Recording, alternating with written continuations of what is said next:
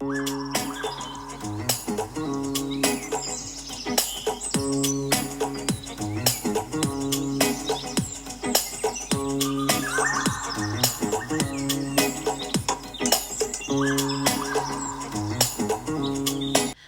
and welcome to The Wizard and the Priestess. I am your host, Nola. And I am also your host, Matt. Right. Welcome. Flawless start. Well, can't go better than that, I don't think. Excellent. Good. Welcome. We are going to be jumping Talking about love. Love. Oh. So what do you think about love, Matt? Well, firstly, on the video, you'll see that we are matching. This was complete accident. Although clearly, is this a sign of love? what's the matching? colour of love? Green. Green. Heart chakra. All the things. Oh my god, we didn't. Did you plan that? I thought you were stalking me, so I just went along with it. No, I didn't No? plan. Oh. I just this morning though I had two options of wearing different colours, and I was like, I'm gonna wear this one. It's much more comfortable. And I just thought, yep, that'll do. look at that. Here we are. We are right in alignment with the green love. Synchronicity. Do you want to go a little bit into that? What's that? Why is green love? Well, I guess it correlates with the heart chakra, or the the green ray energy center, depending on what philosophy you want to go down in that regard. It is, I think, the thymus gland, which is our major immune response. I think that's green as well. The pancreas and gallbladder are also green, but they're in the third. Does that tie in with your note? Cool. Green would be green would be liver, gallbladder, would be wood. Are there colours in TCM? Yeah. Let's say you wanted to talk about that more. No, I don't, because we're focusing on love. Right. No. So most people think of love as more of a romantic context or a parental love. Yep. I think the love that is very much unacknowledged is self-love and recognizing when someone's loving you. Right? So if someone makes you a cup of tea, for example, like I've done many times, that's an example Aww. of That's really sweet. self-love, and that's a version that's love, isn't it? Yeah. But most people think of love as just, love's only kind of existing between two partners or within a family unit or friendship or however that looks. But even the way you make your cup of tea or your coffee in the morning or whatever you do in the morning, that is an act of self-love. Yeah. What comes to you? So many things. When you're just talking about those acts of love in general, like I think that's something really powerful and something to hone in on in our world and in our day to day is that we have the opportunity to give ourselves love and to give others love, and then obviously to the aspect of receiving that as well, which is really important and sometimes really hard for if you've grown up and conditioned to not receive love well or to be cut off from that. Yeah. And I would say that love is the universal vibration. And so if we really wanted to feel well and to feel safe and to feel contentment in our lives, in this carnation of humanness, we really need to open up that and be able to essentially dissect what is blocking from either giving or receiving. And I would say that that's probably one of the biggest things that happens through a pregnancy and into having children is that you get cracked open. You don't get to, the gingerness with which you are walking right now to find this, you're just exuding love in the way that you make me tea when I'm hungry or bring me snacks when I'm complaining. I get it now. You've been showing me love this whole time. I really appreciate those kind gestures. Wish I could say it back. Unfortunately, I'm so full in the love department that I just don't have anything more to give. Yeah, it's evident. All right, I'm going to be better. I'll do better at that. We'll believe that one day. But it is something, it's a lesson learning, and it's, so I think that, so the gingerness that you get to walk to find this, beautiful flow for a mother that has a child, has the opportunity at the very least to be cracked open and to really feel that love in a way that it doesn't. Because that's the thing, like, love is beautiful in so many ways, but it's not always beautiful. And there's, beauty's in the eye of the beholder, so it's subjective as well. Absolutely. And, often we hear people saying that they do things for loved ones because they love them. Mm. And it's like this enabling aspect, or just being a parent, I do things for my kids that that has to happen essentially. But you do have to feed them. Yeah, I do have to feed them, man. That stuff, like feeding them, 5 meals a day. Selfish. What? Come on, just get to the 3 meal a day part. And then we can just eat together, which we tend to do. But anyway, they need more. I always want more. Yeah. But yeah, and that waking through the night, have to wake up. I can't just leave them. This poor little being wanting me. Anyway, so that these big sacrifice of love, and I've read that before where someone has noted that sacrificial love is not real love, and that, and I would say maybe that is true in many ways, but as a parent, there's a point where, in terms of those specifics, so I'm not talking about actually sacrificing your mental... Not martyrdom. Yeah, not martyrdom, but I'm saying that the essentials of parenthood, there's a part of that, I believe, that is, there's sacrificial love in that. Because I have sacrificed a lot of my world to ensure that I actually feel in many ways that part of me is, well, obviously the maiden in me is gone. So the mother in me is essentially, everything comes from love. And if it doesn't, or it's like, it's the opposite. So what do you think the opposite of love is? Anything that isn't love. Okay. So it could be, and I guess I'm talking about that feeling of discontentment and that feeling of everything just being really gentle and soft. And obviously there's points where that's, it is obviously a fluctuation. Life is fluctuating, but there is something really deep in that, when I am out of alignment in my mothering journey, it could be anything but love, It doesn't need to be, like, it could just be a moment of like, looking at that child going, shit. Or in other moments being like, I actually can't do this. I cannot do this. Like, what did every parent before me do? How is everyone pretending that this is like a simple thing? But it's because we're being tasked with so many things to do, so many layers of information, so many layers of things that we're doing that we would never, the human has never done before, especially the female human. And anyway, I just wanted to say that. So what about the stages of love? Or the 4 levels? I don't know what the better word, stages, not stage, levels. Maybe levels of love. Let's go with levels. I know that there was something I was saying before that I wanted to bring the levels in, but maybe the sacrificial love aspect. But anyway, I'm ready for your levels. Well, with the sacrificial love, you can look at that multiple ways, because always a lot depends. Of people they'll do something for someone, and that's really an attempt to get love back, and that's what makes them feel loved.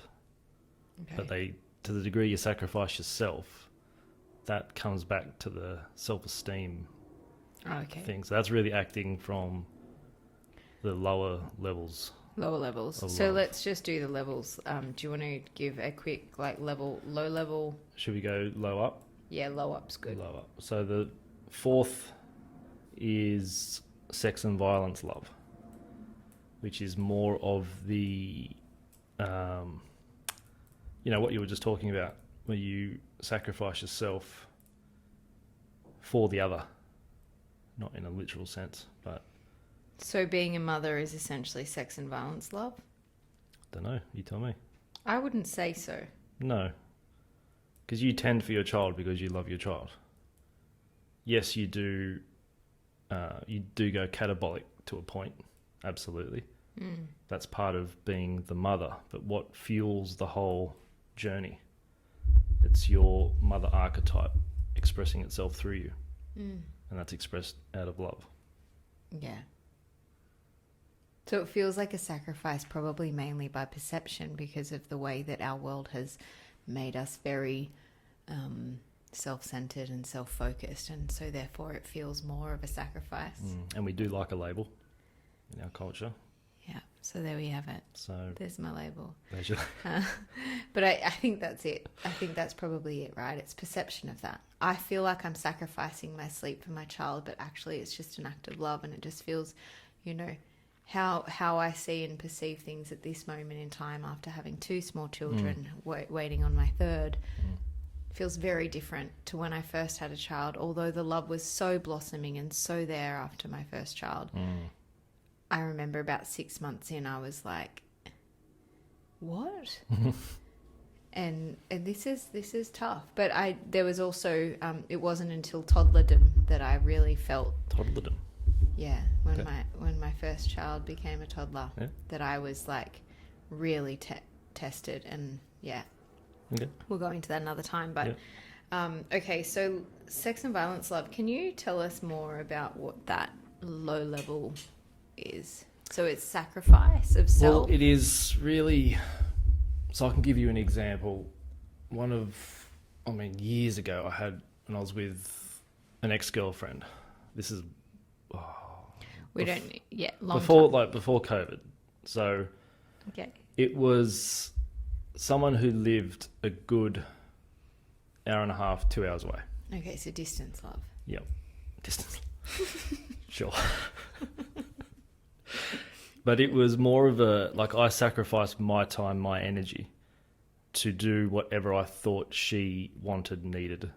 And it wasn't reciprocated, but I didn't mind at the time. I look back at it in hindsight, and obviously didn't work out. We would not have survived COVID. Anyway, so I did that at the time. Because I loved her, so I did it out of love. So for me, it was sustainable. Okay, because it felt okay. It felt fine, but then when it wasn't reciprocated for a period of time. Yeah. Well, for X amount, because I didn't really pay much attention to it until it dawned on me one time. Why am I essentially spending $20 every time just to get there? Tolls and petrol and whatnot. So it kind of dawned on me that I brought it up in a conversation one time. She goes, I just don't like going down there. So cool, that's awesome. Great. So that's it's quite comfortable and easy. You just pop up and you're here, and how nice for me. Yeah, it was great. So that's what I mean. That for me at that point became sex and violence love. Because then after that, I would go there and then think, well, this isn't going to kind of be bounced back to me. Yeah. And so that's kind of that's a non, well, whether it's violent or not, I think to the degree it plays with you and messes with you, that's the violence. Yeah, wow. So I've learnt that lesson.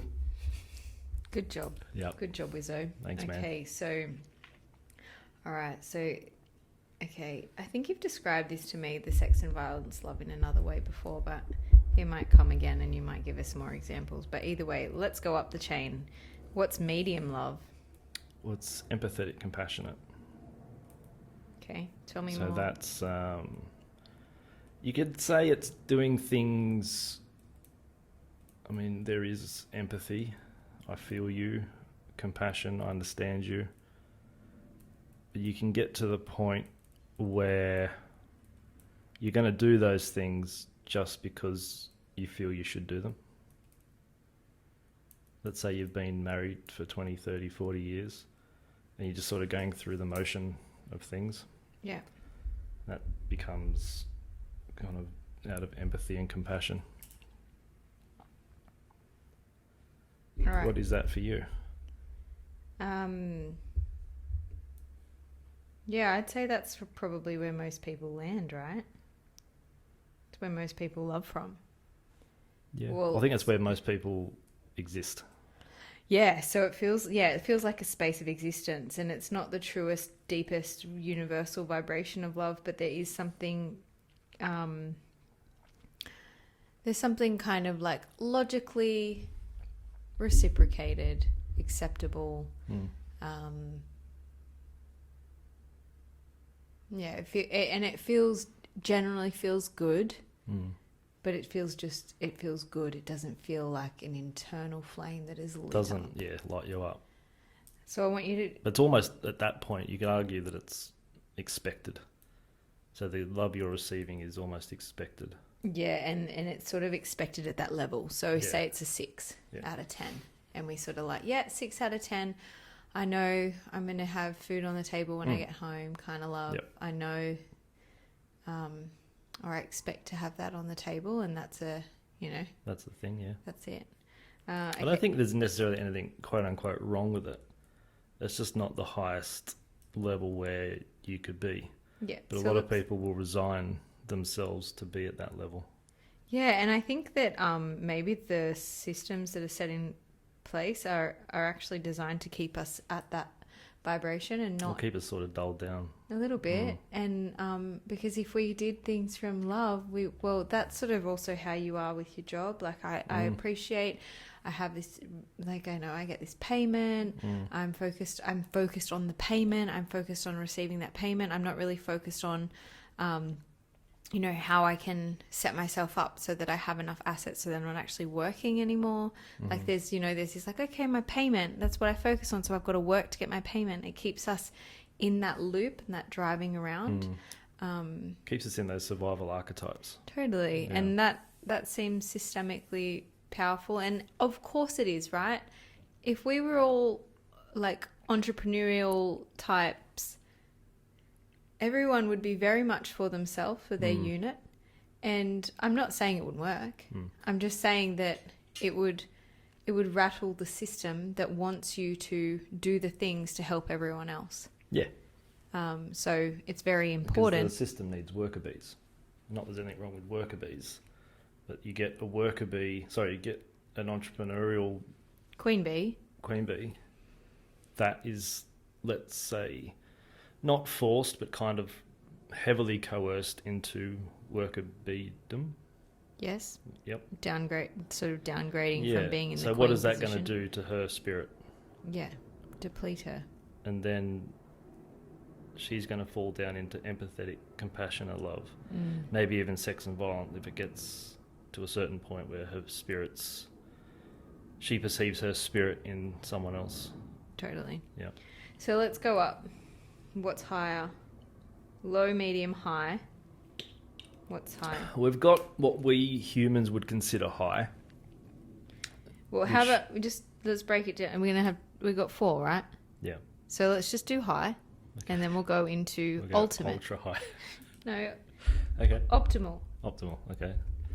So high is conditional love. Conditional. So conditional is above empathetic and compassionate. Yeah. Conditional love is I love you when, I love you if, I love you but. So there's the condition. And that's when, where and but. That's where most relationships are at, especially in the first X amount of time. So it's lustful? Well, it's lustful. You throw the word out love. However, if they do certain things, say certain things, act in a certain way, then that's all but not cut off, but it's dented. Yeah, okay. Because I see that really in like from that parenting lens of, I mean, obviously, it's not meant. It's not a deliberate. It's not a deliberate thing by parents, but it's like the bribe, the you do this, you get that sort of thing. And I am not immune, but I'm conscious, and I definitely am aware that those things have repercussions. And I can see, you know, if I ask my child to do something and she doesn't do it straight away, and then I drop some carrot or I offer a carrot, which doesn't happen too often, but it does happen, and I give the carrot and it's like lightning, and I'm like, fuck yeah, she's listening. And then I'm like, oh no, there's a carrot involved. So you're the one dangling the carrot that we spoke about last time. Parents tend to dangle the carrots, and it's probably because we've lived in a world where we are very focused on, I mean, very white person. I don't that's not funny. I don't know why you're laughing. But it's like, I don't have culture backing me up, where traditional culture will hold the pack, will really hold that support in a way that's more than just dinners and lunches at Christmas and Easter. It's like, it's a deep interthreading of love. It's a woven web that holds you and houses you. And as a child, you should feel that. Yeah, it takes a whole tribe to raise a child, right? Yeah, it does to an extent, of course. But I think we're going to be able to adjust that to a functional point in time, hopefully. And I see this happening so there's so much trauma from the cultures that have been colonized and abused, that their culture there's the web, but it's a bit of there's a web of a lot of like sex, violence, love going on in that. And so what I'm trying to get to is that, as a very white person with a lack of culture, with a lack of deep-seated I have a deep understanding, but I don't have that web underneath me in a way that would have been traditionally culturally acceptable as human species, what we actually really need as a human species. And so, would you say, sorry to cut you off, would you say that the parental culture today is you have to do more and more by yourself? Absolutely. Okay. Mainly because we're having children later. Grandparents are older. Yeah. Grandparents are also working till much later. Yeah. We have most grandparents working till they're 70. Whereas I know that both my grandmothers worked, but a little bit, and one of my grandmothers stopped working at 50. And even then she didn't, so it's like she was available to me. And I was a young child when she was that age. Whereas I've had children now, and my mother is close to 70, and I have little kids. So that's 20 years. There's 20 of those years. I was 20 by the time my nan was 70. No, I wasn't. Close to. So it's like, it's a completely different ballpark now. So you don't have that. Even if that web is available, it's a much, I mean, of course people do have it. But it's, it's not the same, because we don't live in packs of 100, and we don't, there's communities around that are doing the work and bringing it together and actually really leaning in. And I've definitely made a big intention to create that in my own world. But, you know, we don't have the aunties and the people that are just there to, just there. Like, it's sort of that, maybe we're looking at more that medium, maybe higher love levels that are like, that's interwoven in community. Yeah. Where it doesn't exist, of course it becomes a bit more difficult. Can we go up to optimal? I forgot what I was talking about now, but that's okay. We can just leave that where that was and not come back to it because it's gone. But where are we aiming for with love, Matt? What's the optimal level of love? Well, the optimal level of love is all there is when you really get to it. Which is unconditional. But I think a lot of humans will say they want unconditional love. That's what they're going for. So humans, I think it's hard to fathom unconditional love from an egoic viewpoint, because the ego itself is a condition. So it's hard to not only project unconditional love, but also perceive it, because it means no conditions. So that means the answer to any question is yes. Literally every question ends with yes. And so that wouldn't be then sacrificial love, because, for example, I could see that to some extent for a period of time where I will get up every moment that my child wakes and stirs and needs me. And my answer is yes. Every time. And most of the time it feels good. It's always, of course. Until, you're 6 months in and you're like, actually, this feels like a no. Yeah. Obviously layers and levels, and important to really reiterate that it's not that's not how it should be. You shouldn't get to that point where you're like, but that's just compounded fatigue and everyday stress and all that kind of stuff. But that's human. Yeah. So we don't get to discredit it. And it's also a lack of self-care and all those things, and not maybe reaching out or not knowing where to reach. It's a very difficult one. Or how to reach out, when everyone else is living really busy lives. I have had a bit of a shake-up, a few months ago with my, with a sickness in the family, and just kind of being a bit like, oh, wow, this is, I can drop everything for this. And I did, and I moved, and obviously then you come back and I've been, you're disheveled and you're like, oh gosh, but that was, that was moving from that unconditional love of like, I need to go. Yeah. There's no question in this. It's just happening. And how can I help, and how can I be of service, and what can I do to just support? It is this,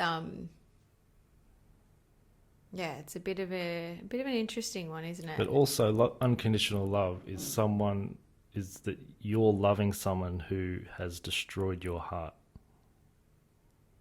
That's unconditional love. So think of someone who's betrayed you. So we love our dads.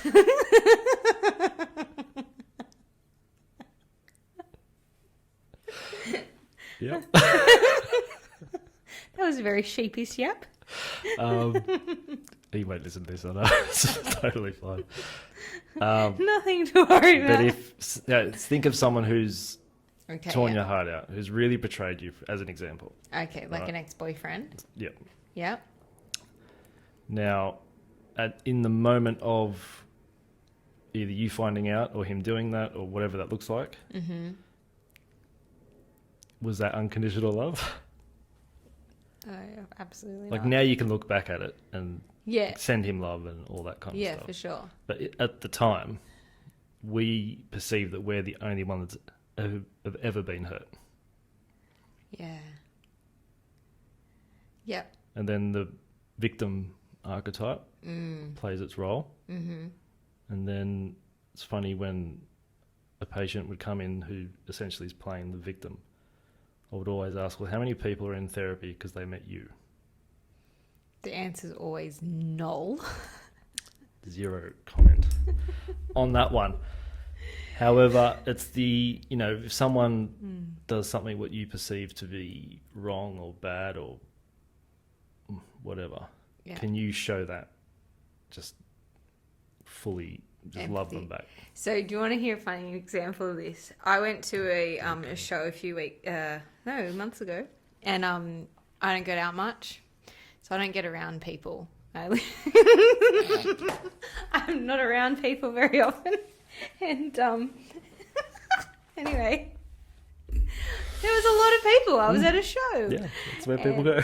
And anyway, it was like there was this one man, yelling at everyone to be quiet because they were talking too loud because he was trying to watch the show. And I'm like, we were at the very back because I wanted to be able to see short people problems, and you've got to find a spot where you can see, otherwise it's just like annoying, busy trying to dodge heads while, you know. Anyway, so I just found a good spot at the back, obviously accepting that whatever's around me is fine. Yeah. I was in a bit of a state, mind you, so I was probably not in my highest power moment, but I was fine with him. I was giving him full compassion, and in my mind I was like, oh, you know what, I understand that you want everyone to be quiet, because for you watching this band play is really important, and you want to be able to receive the gifts of the music, but you've chosen the very back of the stage where the bar is. Like, I don't know who you're going to yell at next. Anyway, that was okay. I was sort of like, okay, fully get it. And then for the people talking, I'm like, fully get it. You're here to have a nice time with your friends. Probably haven't gotten out much either, but you're having chats. Like, that's totally fine. Then after some time, there were these really, like, inebriated people, and I don't really drink much, obviously. And I guess, yep. Anyway, I was like, and they just kept, how good is his voice? How good is that? And the first few times I was like, yeah. Yeah, like it is. It's amazing. Yeah. The Teskey brothers are fantastic. Just really love them, and love listening to them and being in that presence of the space. But I was like held it together for like, I don't know. They probably played for an hour and a half, and so for the first like hour and 20, I felt hour and 10 maybe. I was feeling pretty good in that, you know, maybe not unconditional love, but I was just really like not battling my mind, but allowing my mind to kind of get judgy on people pushing on me, you know, and I want to turn around, I'm pregnant, and also be like, at the same time, I'm like, that's okay. And like, even Hampus putting his hand on my shoulder, I'm like, oh, you're holding, like, it's too heavy on me. And then I'm like, he's trying to hold me. Okay. Yeah. Like, so I was obviously flipping from maybe low to optimal in those moments. I think you're going through the levels. I was leveling. We got to see those levels today. Yeah, there was a lot of levels today. A lot of levels. Anyway, I was experiencing that, and I was like, this is interesting, and I felt so good. And then like 10 minutes, 20 minutes before the end, I'm like, actually, everyone, fuck off. Like, love is dead. And I think I was just in such a, like, I'd worked so hard to, like, you know, just compassionately accept everyone for it. There's this, like, you know, this moment where I kind of set myself up behind the sound guy. So I was like super safe. No one big was going to stand right in front of me, but obviously someone was standing. This dude who was being the security guard for the sound dude stood right in front of me. And I'm like, you're cramping his style. You're in his way. Just stand a little bit. But he was obviously a sound guy, so he wanted to watch this dude in action. He wanted to see how he did the thing. So he was like right on top of him, hovering over him. I should have asked the sound guy how he felt about that. He probably didn't even care. But I was like, I made my most movement, and then I was like, how is that? I'm like, well, I was just attracting that in, right? Oh. But anyway. So anyway, it was a bit of a level. What's interesting with that, because what we perceive, all we really perceive is our thoughts and beliefs. So what was going through you at that time? What do you mean? What thoughts? Oh, he's complaining about him. So what's the belief really behind loudly. That? Can you tell me? I can't really think. Okay. I'll tell you your beliefs. Yeah, I don't know. Do you know what they are? Surely you kind of come to an establishment. It's almost like there's a, how dare you do that to me? Yeah, that type thing. Totally. I mean, yeah. Which we all get. For sure. I get that every time I drive. That didn't come to my mind as such, but it's, for sure. There's an aspect of that victimhood that, like, flows through in those moments. And it's funny because I have another experience, like, I actually can't share that. It's too, like... That's after midnight show. No, not even that. It's not about that. But anyway, my point is that there's moments, there's things that really annoy me, and they really shouldn't. Like, right. And I'm like, there's a piece of belief system that sits in that victimhood in that moment and can't find that unconditional love space. Yeah. And I would say that that the unconditional love space feels like unreachable in many facets. However, there's something that I've been trying to call in with my own relationship with my partner, is that I'm like, I want to, when we get old, I want to be like that old Italian couple that like are so devoted to each other and just see love when they look at each other. And like, we used to see that when we first got together. And it's like, you know, How long's it been? I think we'll be 13 years this year. Right, so it's getting serious. Yeah, a little bit serious. He's still my partner, so it's as serious as it comes. But yeah. So the unconditional love, it's really hard. I think the closest thing a human can get really to experiencing unconditional love outside, let's say, a meditation or a substance journey or something, Abuse. would be having a dog. Okay, and I would say it's looking into your newborn's eyes. Okay, I haven't done that, but I have had a dog. So yeah. So you think about, like, dogs are just, you can scream at them, you can whatever, lock them away, you can ignore them. Their tail will just wag the whole time. If you do that to another human, what comes back at you?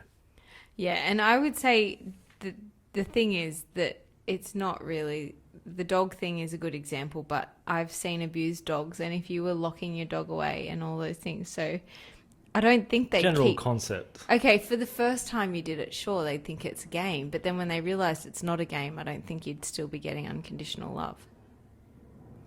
Okay, Dalai Lama. Jesus. I mean, I just want to get real. Love is love, right? Yeah.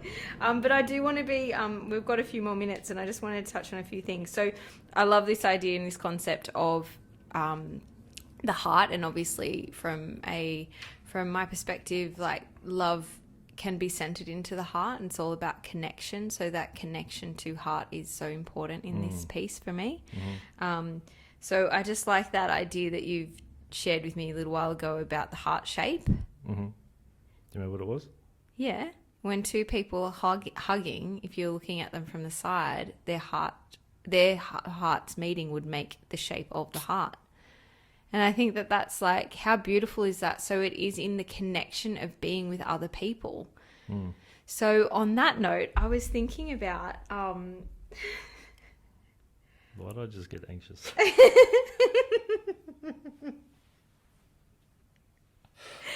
I was thinking about creating Wizard Wants a Wife. So, ladies and gentlemen, actually maybe just ladies, because I don't think Matt swings both ways. Just one way.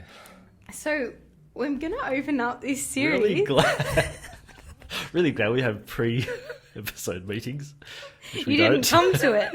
You missed it. You missed the meeting. So I'm really excited. I'm going to do a bit of a... So Wizard Wants a Wife, and we are going to do a bit of a offering to like... Sacrificial offering? It's not going to be sacrificial. It's going to be optimal unconditional love option. But it'll be evolving. So watch this space, and I am very looking forward to how we can move. I don't see what could go wrong with this. Nothing. It's just, I mean, Hey, have you? I'm love. You're yes. down for love. He's in. So yeah, we on just to really, we'll see any eligible what are we after, empresses out there. We are ready to receive your what's it called, your what do you send in? This is your game show. papers. Audition papers. Send resumes. Yeah, your resume. to thewizardandthepriestess@gmail.com.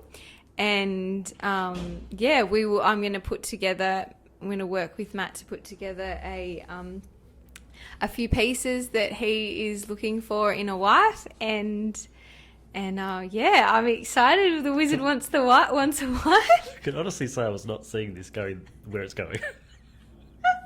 Well, you know what? We Here go we are. deep or we go home over here.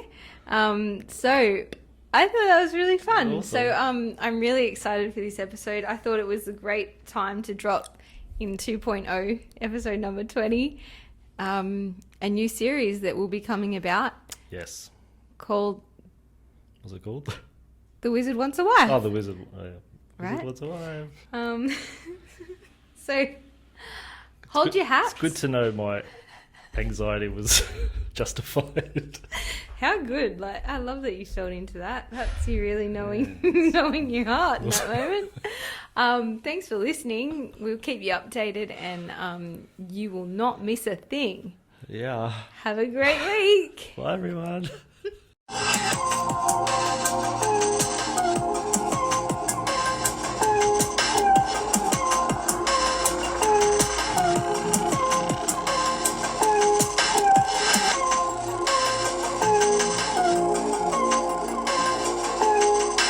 You've been listening to The Wizard and the Priestess. Thanks for stopping by. Stay connected and be open.